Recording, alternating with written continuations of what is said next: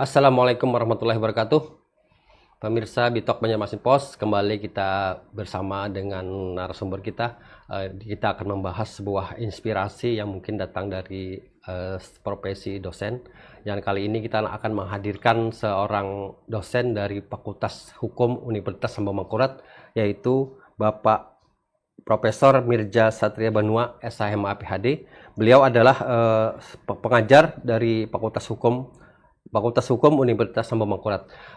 Beliau baru-baru ini terpilih sebagai dosen terfavorit di tahun 2024 dalam daftar penerima penghargaan yang diadakan oleh Hukum Online.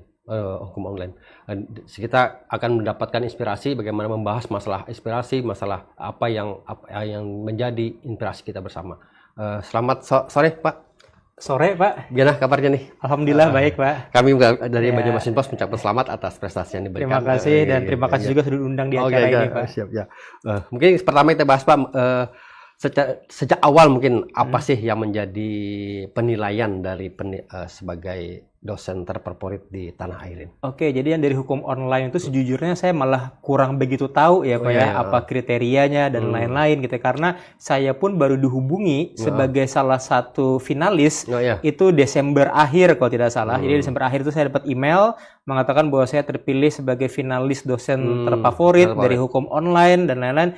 Dan dikatakan bahwa ada beberapa kriterianya. Kriteria pertama adalah dari track record, jadi track record penelitian, Scopus dan juga Sintas Score dan lain-lain. Nah itu adalah tahapan pertama yang mereka lihat. Nah kemudian yang keduanya baru dibuka voting kepada mahasiswa.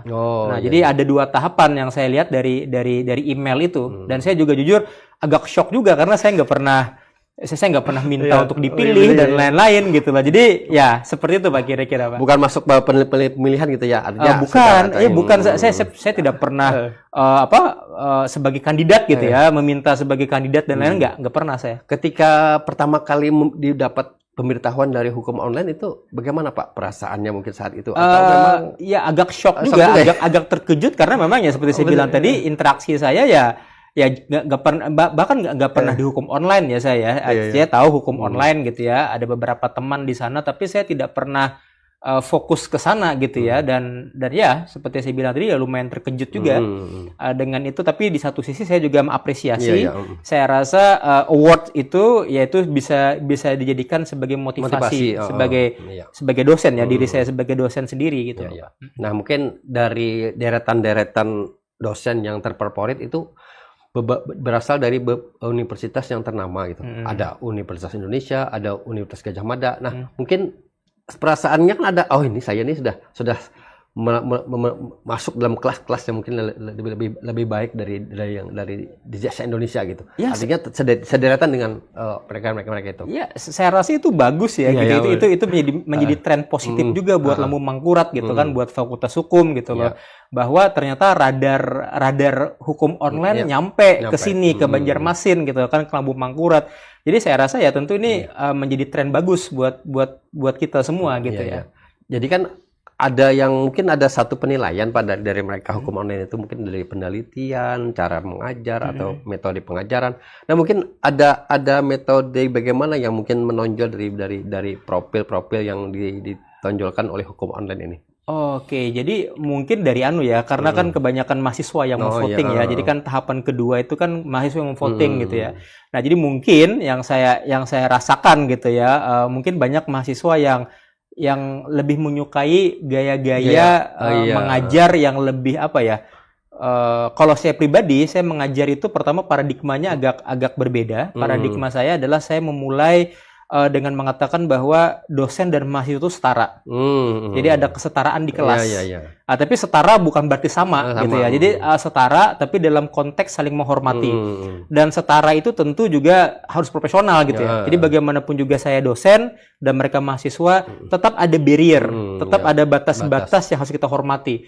Tetapi dalam proses pembelajaran, saya menganggap mahasiswa yaitu sebagai partner dalam berpikir.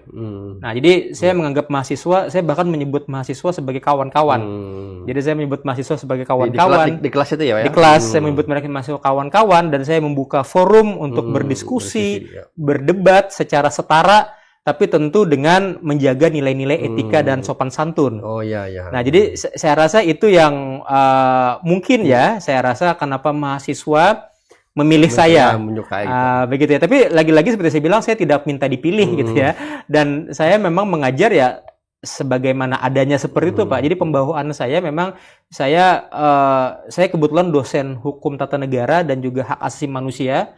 Saya mengajar hak asasi manusia, di mana dalam hak asasi manusia itu kan manusia itu setara gitu. Iya. Nah, jadi saya menempatkan mahasiswa saya juga setara dengan saya gitu. Tapi seperti saya bilang tadi, setara tapi ada pembatasan. Dan setara itu ya membuat apa ya, relasi belajarnya lebih menarik kalau menurut saya. Jadi mahasiswa itu bisa bertanya, bisa melakukan kritik dan lain-lain gitu. Terjadi interaksi ya, Pak ya. Betul. Jadi ada two way communication, ya. Communicationnya dua arah gitu ya. Jadi memang saya selalu memulai dengan prolog 30 menit, misalnya 30 menit saya akan bicara. Tapi mungkin juga ada perbedaannya. Jadi perbedaannya adalah saya tidak memulai dari teori. Jadi mungkin banyak kawan-kawan pengajar yang memulai sesuatu dari teori dulu gitu. Kalau saya pribadi, saya lebih suka memulai dari kasus. Jadi apa sih kira-kira kasus, apalagi hukum ya. Hukum ya seperti yang kita ketahui, kita punya banyak problem, ya kan, nasional maupun daerah gitu kan. Dan itu kan sebenarnya bisa menjadi suatu apa ya, suatu channel gitu ya. Suatu cara untuk kita menuju ke pembahasan teori gitu ya. Nah, jadi saya selalu bicara kasus dulu. Yuk kita bicara kasus ini gitu loh. Ya kan, di Mahkamah Konstitusi misalnya ada putusan nomor sekian dan lain-lain, atau ada hasil pilkada dan lain-lain. Nah, itu saya bawa ke kelas dan saya minta pendapat mereka. Nah, jadi ketika mereka sudah speak up, baru teori-teori dimunculkan di sana. Artinya pada awal-awal itu sendiri mereka sudah mulai berpikir tentang apa yang kita sampaikan nanti. Betul. Nah, itu. Jadi saya rasa gini, kebanyakan orang kan berasumsi bahwa mahasiswa tuh nggak tahu apa-apa gitu. Cuman dosen the source of knowledge gitu kan. Oh, kita sumber pengetahuan tuh gitu. Tapi mungkin menurut saya mungkin mahasiswa sekarang juga memiliki pengetahuan gitu loh. Hanya mereka belum punya kesempatan untuk bicara. Nah, jadi di kelas saya selalu mencoba untuk membuka ruang itu, ruang diskusi, dan saya bilang mungkin mahasiswa, terutama yang generasi Z, generasi Z ini kan internet savvy ya. Mereka sering terpapar internet gitu ya. Jadi mungkin ada insight yang mungkin kita nggak tahu mereka tahu. Tapi ini kadang-kadang kita punya asumsi mereka nggak tahu. Nah, kalau saya pribadi sih saya membuka diri. Mungkin kamu ada sesuatu yang kamu tahu gitu loh, yang bisa di-share di kelas ini dan lain-lain gitu loh. Ketika mereka sudah share, maka kemudian saya nambahin dengan teorinya. Ini loh teorinya, ini loh cara untuk menjelaskan putusan tersebut, ini loh cara untuk menjelaskan pasal tersebut gitu loh.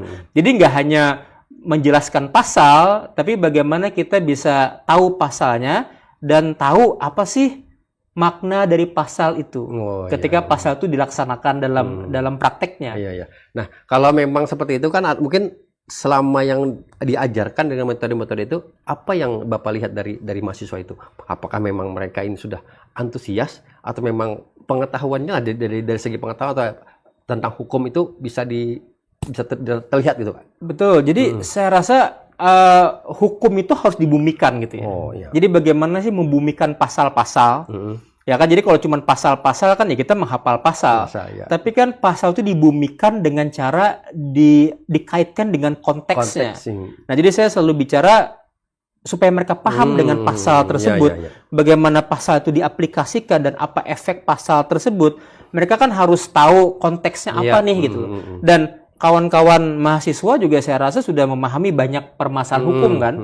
Nah, banyak permasalahan hukum itulah kemudian dari sanalah kemudian muncul apa sih gunanya pasal ini? Apa sih yang salah dengan pasal ini?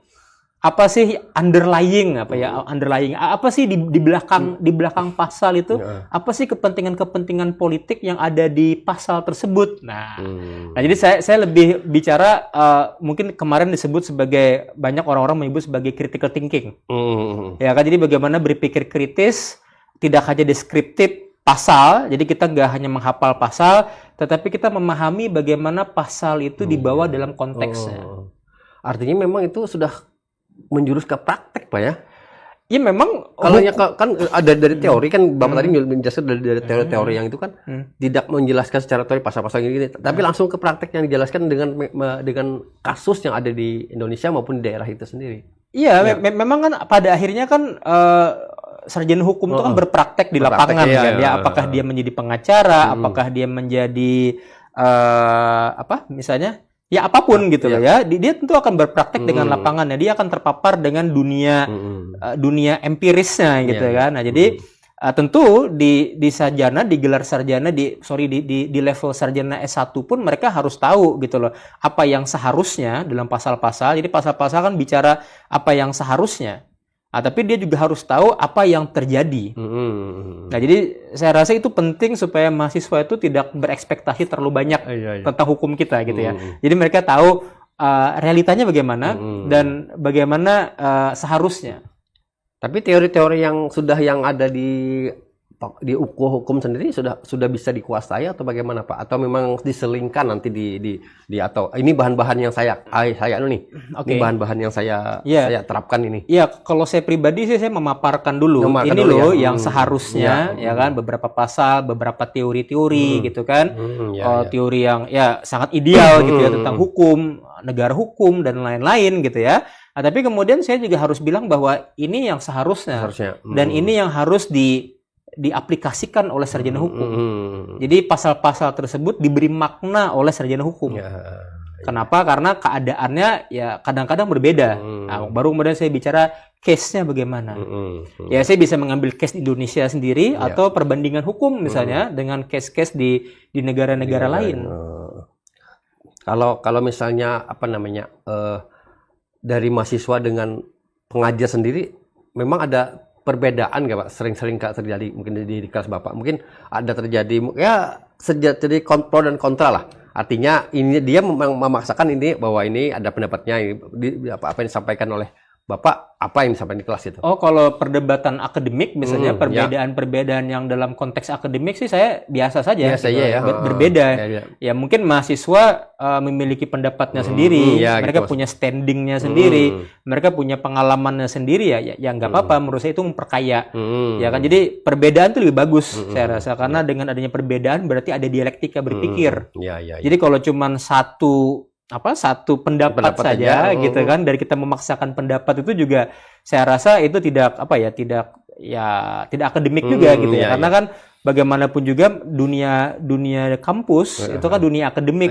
Nah, di mana dunia akademik itu kan pasti ada pro dan kontra. Tapi nggak apa-apa gitu loh, selama kita bisa bertanggung jawab dengan pendapat kita dan menghormati pendapat orang lain. Jadi saya rasa juga itu menjadi melatih diri kita untuk kedewasaan akademik tentunya. Ya kan, kedewasaan untuk berbeda pendapat dan kedewasaan juga untuk ya menerima realita kehidupan misalnya gitu kan. Iya. Kalau kan dari metode itu ada mungkin Bapak sendiri terinspirasi dari mana Pak? Oh ya sebenarnya banyak sih dosen-dosen saya dulu yang lumayan banyak memberikan dampak kepada saya ya. Saya dulu kuliah S2 di UII Jogja. Jadi ada dosen saya dulu Pak Busro Mukodas gitu, beliau praktisi kan. Kemudian ada almarhum Pak Artijo Alkostar, ya kan, hakim yang sangat tegas gitu ya. Dan ketika beliau mengajar, beliau tuh mengajar dengan hati gitu loh. Beliau mengajar dengan hati dan beliau tuh bicara soal experience gitu kan. Jadi experience itu yang mahal menurut saya gitu loh. Ya kan, dan dari case-case tadi, dari kasus-kasus dan lain-lain gitu loh. Dan beliau itu ya tadi seperti saya bilang ketika kita mengajar sesungguh-sungguh dari hati gitu, itu akan tertransfer ke mahasiswa kita gitu. Dan ya benar-benar tertransfer ya. Tertransfer gitu kan, dan bagusnya lagi ya mereka juga setara gitu loh. Ya beliau selalu bilang bahwa ya kita sama saja, kita setara, kita kawan berpikir dan lain-lain gitu ya. Dan itu yang saya dapat lagi kemudian ketika saya kuliah di Australia untuk S3 saya. Jadi di Australia juga memang karena budayanya memang budaya yang bebas ya, kemerdekaan akademik itu dijunjung tinggi gitu loh. Jadi relasi antara dosen dengan mahasiswa itu sangat informal tetapi berisi gitu. Jadi bukan informal yang asal ngomong enggak gitu, tapi informal yang ada isinya nih gitu loh. Nah, jadi saya jujur ya agak meniru gitu ya, agak meniru beberapa gaya-gaya, inspirasi gitu kan. Dan yang memang seperti itu gitu loh. Jadi informal tetapi juga tetap harus menekankan kepada disiplin. Nah, jadi misalnya sampai sekarang saya selalu seperti itu, kalau kuliah saya jam 8 ya jam 8.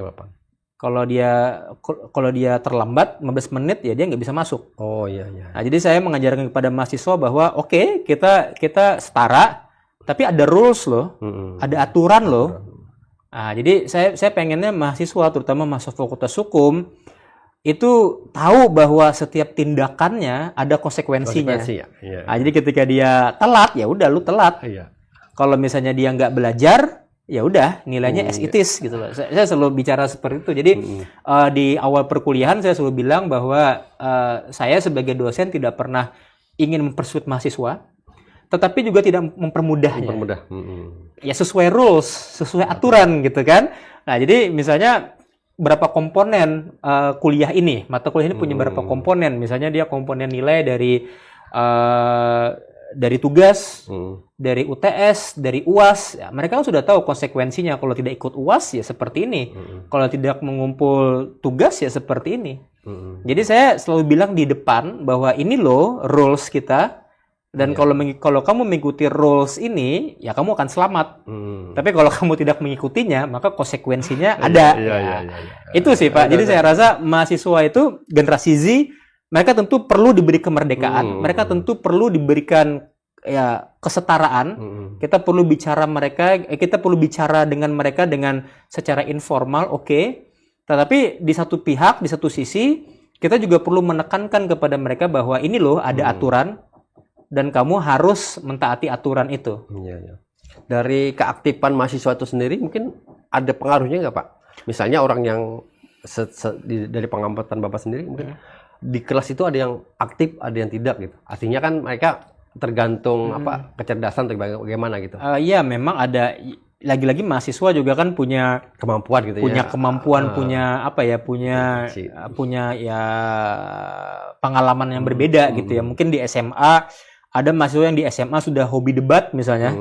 Ada yang mungkin SMA-nya biasa-biasa saja gitu ya. Nah, jadi mungkin ya tentu beberapa macam karakter mahasiswa gitu ya. Tapi mungkin ada juga mahasiswa yang merasa malu atau canggung untuk bicara. Dan artinya kan kita sebagai dosen harus memfasilitasi dia untuk berbicara. Nah, jadi lagi-lagi seperti saya bilang tadi, dosen tidak hanya teacher ya, kita bukan hanya menceramahi, tapi kita juga menjadi fasilitator bagi mahasiswa kita. Nah, jadi itu saya rasa peran yang harus ada dalam diri seorang dosen, itu dia sebagai fasilitator. Dia memfasilitasi diskursus yang ada di mahasiswa. Apa sih kegelisahan mereka? Apalagi kita bicara hukum gitu kan. Hukum itu kan everyday life. Kita kan semua pasti tahu bahwa setiap hari ada hukum. Ya kan, kita keluar rumah ada lampu merah, kita stop. Hukum itu. Ya kan, kita harus pakai helm, itu juga hukum. Ya kan, kita harus taat kepada orang tua, kepada guru dan lain-lain, itu juga moral. Dan itu juga bagian dari hukum gitu. Jadi sebenarnya hukum itu ya hal-hal yang everyday life gitu loh. Jadi kalau mahasiswa bisa kita pancing untuk bicara hal-hal yang tadi, yang everyday tadi gitu loh. Ya, itu mungkin akan mengena ke mereka gitu. Oh iya ya, aku harus belajar hukum. Kenapa? Karena setiap hari aku akan terpapar dengan hukum. Setiap hari aku akan terpapar dengan yang namanya moral, dengan yang namanya moralitas, apa yang do and don'ts. Nah, jadi dari sana saya membangun suatu kesadaran mahasiswa untuk ini loh hukum gitu loh. Dan hukum itu penting untuk dipelajari dan juga untuk diterapkan di masyarakat. Oke. Mungkin kita lanjutin nanti Pak setelah pesan-pesan. Demikian mungkin kita break dulu sebentar untuk pesan-pesan berikut ini. Download Tribun X sekarang, menghadirkan lokal menjadi Indonesia.